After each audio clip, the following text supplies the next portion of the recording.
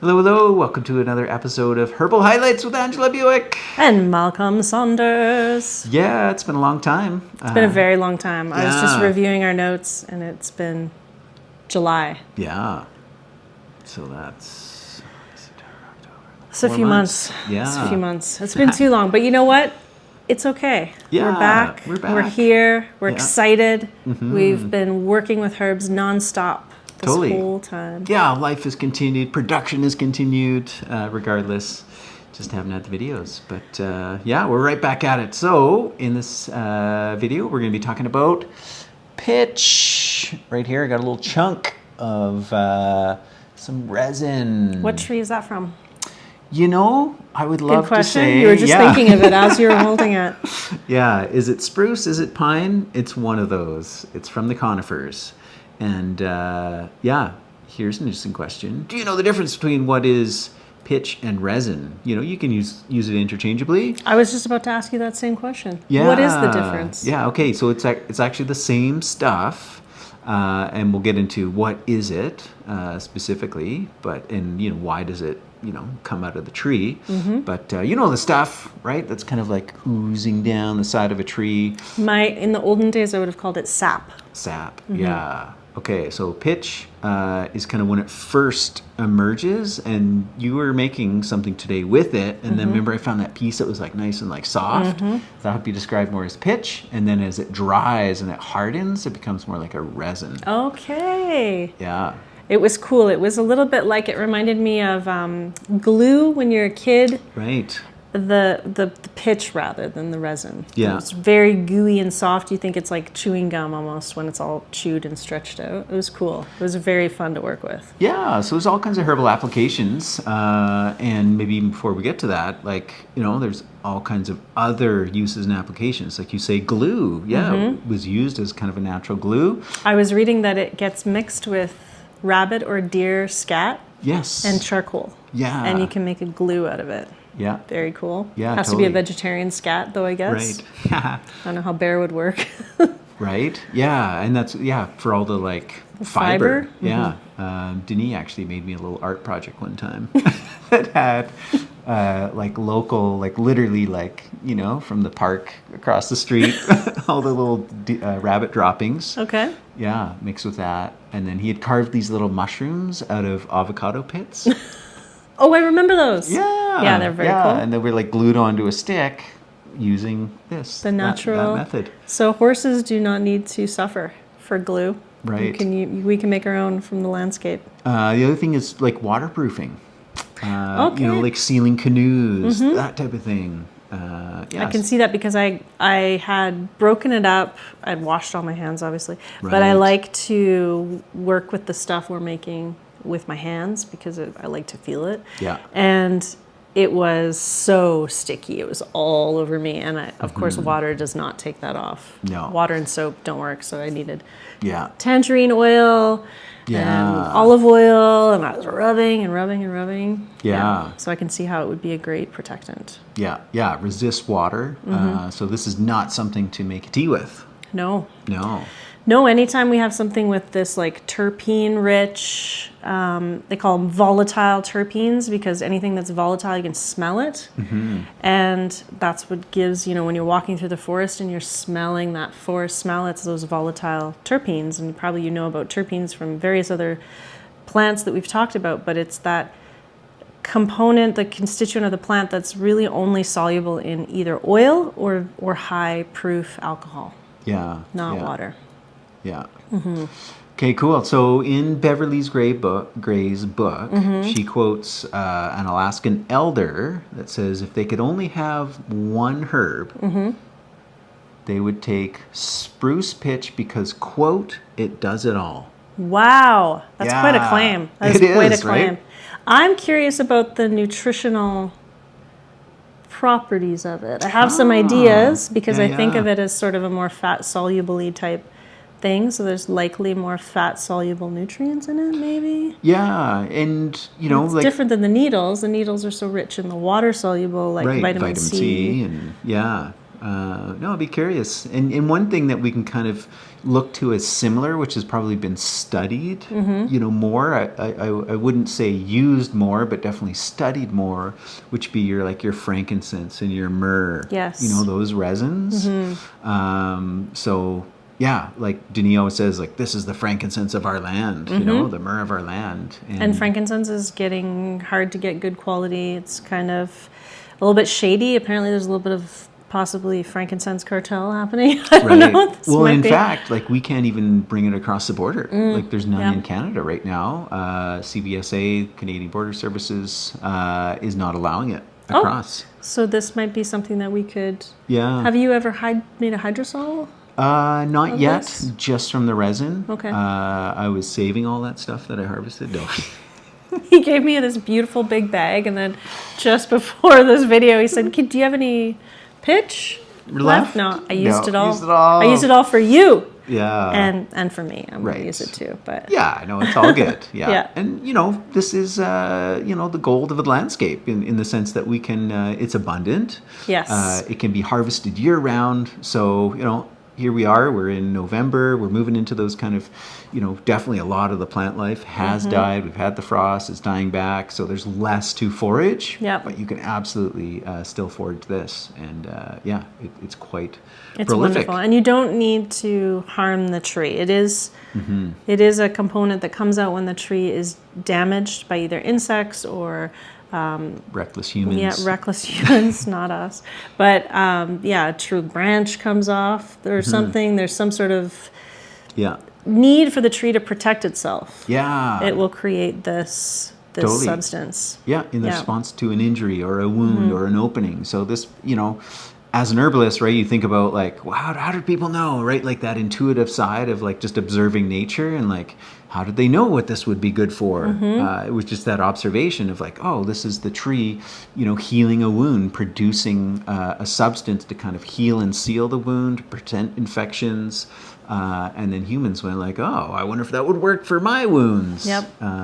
Though the properties go deeper and far beyond that, that's maybe a good place to start our conversation about medicinal benefits. So here we have this Alaskan elder saying, it will do it all. There's all kinds of applications we can start with, as a wound healer. And you've got herbal word of the day. Herbal word of the day, vulnerary. Vulnerary. And when I said it earlier to our colleague Julie, she said, like vulnerable. And I was like, just it's probably the same root word. Yeah. So it means to heal wounds, wound healing agent. We have many of them on our landscape. Plantain is one that comes to mind, but this pitch is an excellent vulnerary. So great for wound healing. When used topically, we have prepared a salve is what we use it for. Yeah. But I imagine there's all kinds of uses that you could think of. This to me makes the most sense. What other topical applications? Some people use tinctures. Right, as diluted liniment. As a sort of liniment. They can be very drying, so that's sort of, more case by case, but okay, so topically the other thing you can use it for like in a kind of a salve, a balm, or even just an oil, is for like sore muscles. Yes. Yeah, you know, you get that like kind of like, you've been working out lots, something strenuous. Putting it on helps kind of reduce that. Also, it's funny because in the book it was referenced as drunk as a tea, but regardless, tincture, chewing it. Let's get into that in a sec. Oh yeah, I did that the other day in the forest. Chewed some of the pitch. So it's described as a cardiotonic for stressful activities. Okay. So physical activities, it's like, you're on a hike, you're doing, you're portaging a canoe or whatever. Yep. So many like outdoor activities, especially if somebody were like kind of traveling, hunter-gatherer type of thing, like this is an amazing cardiotonic. Oh, wonderful. Yeah. Which also lungs. It's also a great expectorant, which is another herbal action of this plant, what would we consider plant? Constituent of the plant? Yeah. What would you call it? Constituent. Part of the plant? Yeah. The blood of. Yeah, the blood of the plant. It's really wonderful for helping to promote expectoration in the lungs. So if you have any sort of, and that can be also used with the chewing application. Right. I think Michael Moore was talking about how chewing it will help to bring up phlegm and mucus. Rubbing it, as we have with our salve, was perfect for this. Just rubbing it on the chest or the back. And even I like to put things on the feet. I think we've talked about this in old videos, because we just have, when you go to bed, put things on your feet. Cover your feet up. Yeah. We have such large pores there that they really get into the bloodstream. Yeah. But lungs and back for almost like a natural vapor rub kind of thing. You could probably even mix like a more mentholative Right. essential oil or something with it to kind of enhance those properties. But just by itself on the chest is really, really nice too. Yeah, totally. So, yeah, and that's, something that we've chosen just to not add any extra essential oils. It Just smells really so good just by so itself. good, yeah. So there's enough of those aromatics, like, like breathing it in, Yeah. clearing those airways, expectorant type of properties, like So opening things up. this time of year is perfect. But if you did feel that you wanted a little bit of extra, or you're using essential oil, oftentimes, a lot of times, essential oils, like you don't want to do them neat, like directly on the skin. So like, what better, base to put down and then add oils on top. Yeah, and you could use it also. Sometimes people make poultices, or they do fomentation with, hot mustard packs or things like that. And they always recommend to put an oil layer between. Yeah. And I would be interested, I've never seen it used like that, but I would be interested to know if this is something that would be a good barrier. Right. Yeah. Yeah. Okay, so other application is chewing, like as a gum, and I know like mastic gum is kind of quite popular right now in the the bro crowd, for getting the chiseled jawline. Is it really? Oh, it totally is. So actually. you chew it? Yeah, you chew it. Yeah, for sure. Okay. And so that explains your chiseled jawline, Malcolm. Why, thank you. Yeah, I've been working on it. Just chewing this, strengthen those jaw muscles. So there's that application. What'll happen is when you first kind of chew it, like it kind of just breaks all apart. You might get little pieces that kind of like stick it to is your very teeth. sticky. I Very will say sticky, that. for Yeah. sure. So be mindful if you have any loose Right. cavities in there or fillings. Yeah.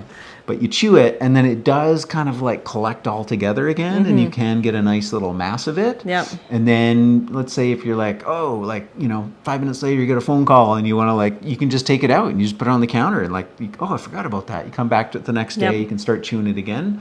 That flavor's still there. Does it have benefits for oral health in general? 100%. Because it's antimicrobial, right? Yeah, 100%.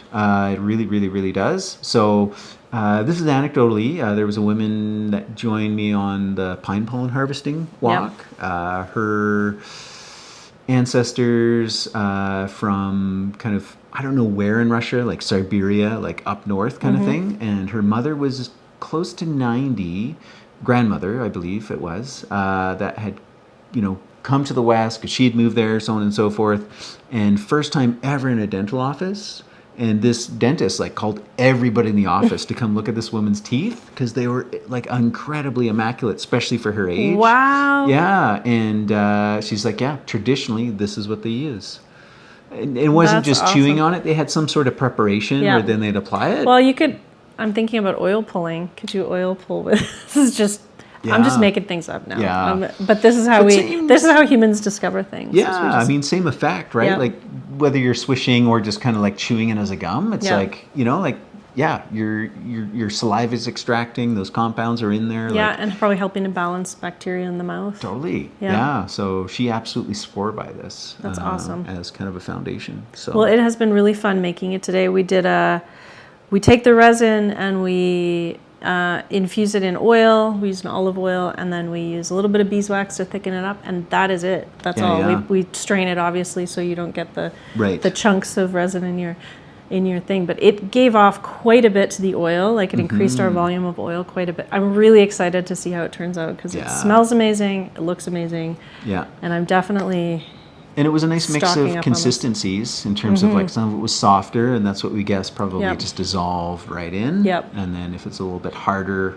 no doubt it pulled a lot of those volatiles that you're talking about Yeah, into it smells itself. awesome. So, cool. So it should be on the shelf. I would say Yeah. probably by next week. So come on in. yeah. And You that's- gotta have this in your medicine cabinet. Totally. Yeah. I've got a little tin of it I carry around in my bag. Yeah. Any number of reasons, you know, like even just like forest to bathing, smell, you know, just to yes. smell it. Yeah, Yeah. it's yeah. wonderful. Yeah, for Wonderful. sure. Nature provides. Yeah, and just to clarify, so we do a mix of spruce and pine. You could Yes. use it interchangeably if you got fir, you know, I mean, you know, whatever. Go for it, whatever's accessible to you. Go for it. Go for it. Use whatever furs you got. But yeah, this is awesome. Yeah. Did you get this in BC or Alberta This is pitch or both? Alberta, yeah. Okay. Yeah. So it's even a local off the landscape Yeah. product, guys. Absolutely. Cool. Yeah. Except for the olive oil. The olive oil is not local. No. We haven't figured out how to grow olives up here yet. For sure. And, you know, tallow's got its place. Not everybody likes it. Yeah. And it's becoming really hard to, like, source tallow. We because were there's talking such to a, our you know, chef about that. Yeah, for sure. So It's very popular. My Yeah. friend was telling me, I don't even know if I should say this on YouTube, but my friend was telling me she's kind of what I would call like a normie.